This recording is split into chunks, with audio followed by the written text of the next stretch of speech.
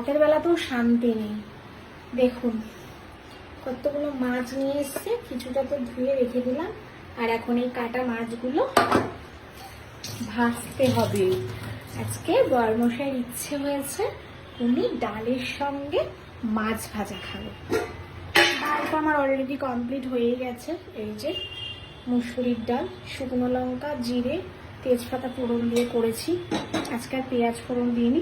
আর এখন এই মাছগুলো ভাজবো।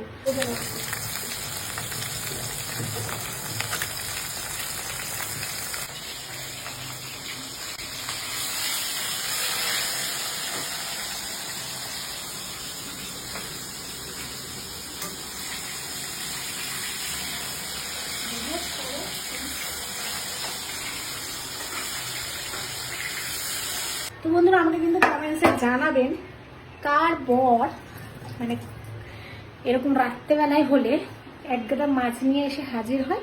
আমি বলেছি রাত্রেবেলায় আমার এই আষ্টে জিনিস একদমই ধরতে ইচ্ছা করে না। রাত্রেবেলায় নর্মাল খাবো আর দিনে যা রান্না করে রাখবো। যেহেতু দিনের বেলায় আজকে মাছ আনতে পারিনি, তো রাত্রেবেলায় মাছ নিয়ে চলে এসেছে।